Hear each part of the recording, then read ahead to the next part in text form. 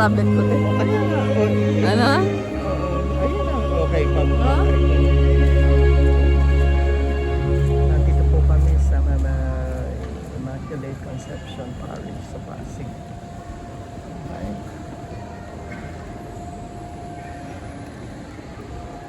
For our mass. It has been a while since nandito po kami. Communion po. At ito po ngayon ang simbahan natin.